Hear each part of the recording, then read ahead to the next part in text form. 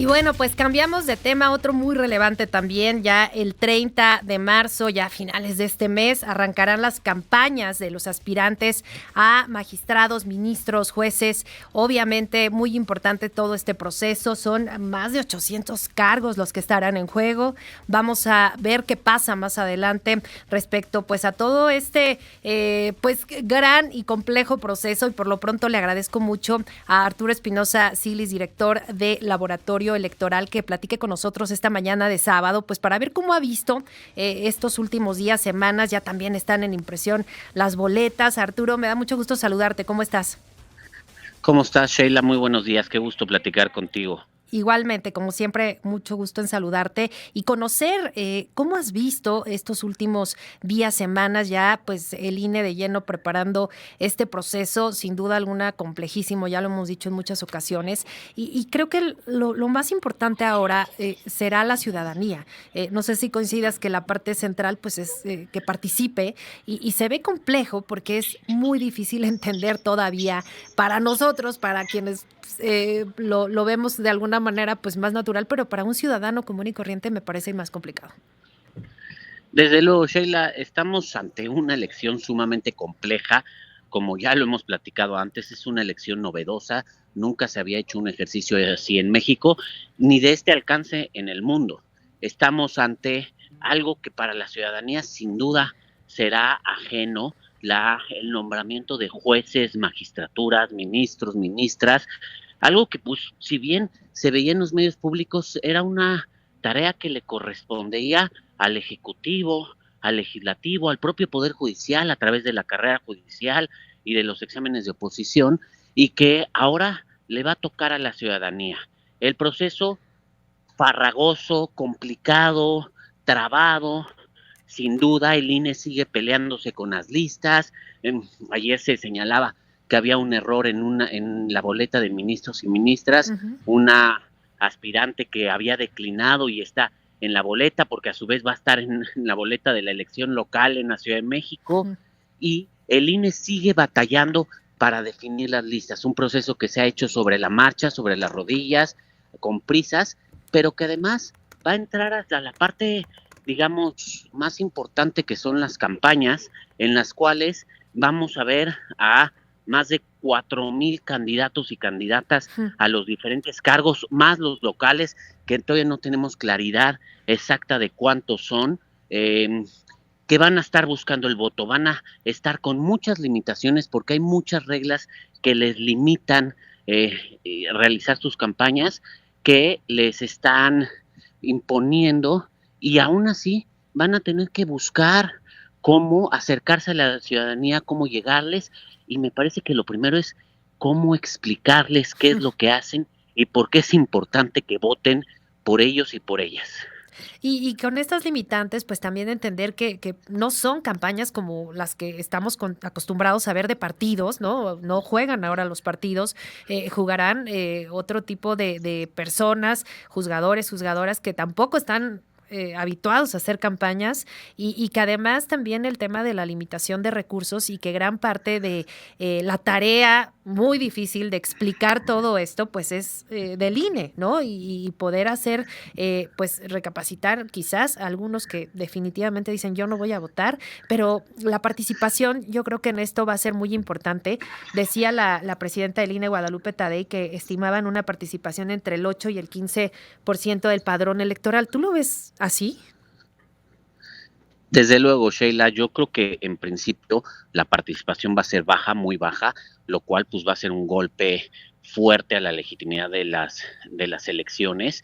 En primer lugar, hay que señalarlo con toda claridad, creo que estamos ante un reto muy grande. Vienen las campañas, como bien señalas, no están las estructuras partidistas que soporten a los candidatos. Ya lo hemos visto en los experimentos de los independientes, puede haber algunos garbanzos de a libra que tengan éxito, pero los candidatos, las candidatas necesitan una estructura que los soporte, que son los partidos políticos. Aquí no hay partidos políticos, en primer lugar. En segundo lugar, van personas que tienen poca o nula experiencia en campañas electorales, que su tarea principal no es ser candidatos, no es promoverse, son personas que pues, lo que tienen que estar haciendo es estudiando los casos, los expedientes, resolviendo, escribiendo las sentencias, deliberando y bueno, sin duda van a salir de su zona de confort de una manera muy importante y todo esto con recursos muy limitados. No reciben financiamiento público como sí reciben los partidos políticos, no pueden recibir financiamiento privado como también puede haber respecto de las elecciones del legislativo y del ejecutivo, tienen que ir con recursos propios y esto además genera una gran inequidad porque pues sin duda sabremos que habrá quien tenga amplios recursos porque digamos así los tiene por su propio capital y sabemos también que habrá quien tenga recursos muy limitados. Yo pongo el ejemplo, varios de los que participan son papás, son mamás, tienen que pagar colegiaturas, tienen que pagar rentas, hipotecas, tienen que pagar los gastos de su casa y yo no creo que tengan muchos recursos para invertir en una campaña, aunque el tope de gastos de campaña es reducido, todavía no se aprueba, pero se habla de algo alrededor de los 220 mil pesos, no importa, es una cantidad importante, seguro para varios padres y madres de familia que están participando y que se juegan su chamba. Claro. Oye, y por último, creo que también muy importante hablar de las boletas, ¿no? De verdad no sé cómo le va a hacer el INE para explicar a las y los ciudadanos, pues, cómo votar. Claro, esto que señalas es muy importante, porque además todo el reto de toda esta parte que mencionas es del INE, a quien también le recortaron recursos. Además. No podemos olvidar que el INE pidió un presupuesto de cerca de 13 mil millones de pesos y le dieron prácticamente la mitad de ese dinero. Entonces, de entrada es una autoridad electoral a la que no le dieron tiempo de prepararse, a la que la están poniendo a hacer una elección que nunca había hecho en su vida y que sí tiene varios componentes muy distintos a la de las elecciones del legislativo y del ejecutivo, y que además lo están haciendo con presupuesto limitado. Digamos, todo esto implica que no hay las mismas condiciones de las que habría en una elección de presidencia de la República o del Congreso de la Unión. Y junto con esto, pues son unas boletas a las cuales la ciudadanía no estamos acostumbrados. Nosotros ya sabemos que en nuestras boletas hay recuadros con los logos de los partidos, los nombres de los candidatos, y hay 7, 8, 10 logos o 10 recuadros a lo mucho. Aquí van a ser listas con números, con colores, y en las cuales vas a tener que elegir a múltiples personas. Nada más pensemos en la boleta de ministros y ministras. Va a haber listas para poder elegir de esas listas a 9 personas, que tienes que además elegir entre hombres y mujeres.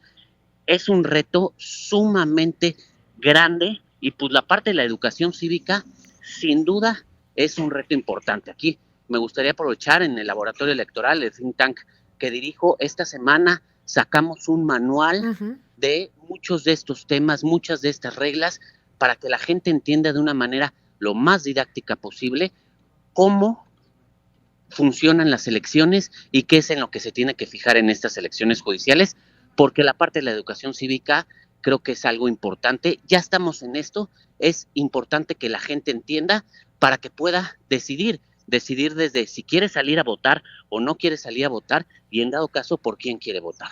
Que además también es otro mensaje, ¿no? O sea, creo que hay que entenderlo en su justa dimensión. Habrá quienes decidan por voluntad propia decir, no, yo no estoy de acuerdo, yo no salgo y no voto, ¿no? Y habrá quienes digan, sí, claro, yo quiero aprovechar la oportunidad para hacer valer mi derecho, mi voz y votar. Creo que las dos vías son muy importantes y muy poderosas, pero por último, también digo, por último, pero hay mil dudas, Arturo, y me gustaría que siguiéramos platicando, pero creo que también es muy relevante el tema ya de la elección, el día de la elección, el conteo de votos. ¿Qué nos puedes decir de eso?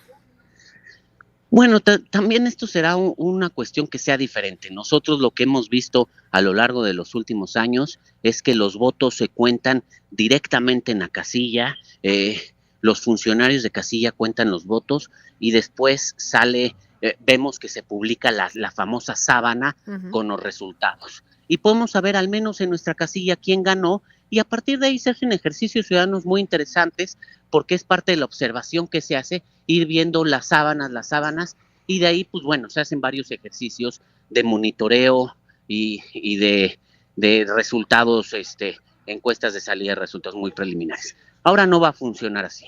En la casilla, que además van a ser casillas distintas, ya no va a ser la típica casilla que está cerca de nuestra casa, ahora se llaman casillas seccionales, van a ser casillas con un mayor número de electores, ya no nos van a quedar tan cerca, entonces hay que buscarlas, hay que ver, identificar dónde está nuestra casilla, no va a estar donde habitualmente la encontramos o donde fuimos a votar en la última elección, seguramente, y ahí únicamente se van a separar las papeletas, porque pues es una elección muy grande. En la Ciudad de México se está proyectando que nos den hasta 11 boletas electorales, por poner un ejemplo, las cuales van a ir todas depositadas en la misma urna, entonces tienen que separar, y el conteo realmente se va a hacer en las juntas distritales de las autoridades electorales, tanto del INE como de los institutos electorales locales. Al día de hoy hay 17 estados que además van a llevar a cabo sus elecciones judiciales a nivel local también. Hay uno que está en veremos, que es Nayarit, porque aprobaron la reforma un poco tarde y ahí hay una cierta indefinición aún, pero pues va a ser una elección sumamente grande y el conteo de los votos va a ser muy distinto. Seguramente los resultados van a tardar en llegar nuevamente. No solo es una elección novedosa, no solo son boletas diferentes y que tienen unas ciertas complicaciones, sino que además el conteo de los votos no va a ser en la propia casilla, sino hay que trasladar los paquetes. Y este es un punto muy importante que a mí me parece muy delicado, Sheila, y hay que decirlo. Ese traslado de los paquetes, esa cadena de custodia, como se llama, va a ser fundamental. Que los paquetes se salvaguarden, que no se alteren, que no se pierdan, que no se modifiquen. Esa parte es una parte crucial que vamos a ver cómo funciona en una elección que, hay que decirlo, ha estado plagada de irregularidades, de inconsistencias, de obstáculos. Sin duda alguna, esto va a ser bien importante, por eso justo te preguntaba, yo creo que ese día será crucial, será muy importante ver cómo se desarrolla, vamos a estar muy pendientes, por supuesto, de ello y dando cobertura, pero antes, si nos permites, Arturo, seguimos platicando en estos días, semanas, que bueno, pues para el 1 de junio tampoco es que falte tanto, así que vamos a seguir contigo muy de la mano, pues para entender cómo va todo este proceso. Te agradezco mucho estos minutos. Claro que sí, desde luego que sí. Muy buenos días, Sheila. Qué gusto platicar contigo. Igualmente, Arturo, un abrazo. Muchas gracias, como siempre, por platicar con nosotros. Y bueno, pues ya veremos qué pasa el próximo 1 de junio.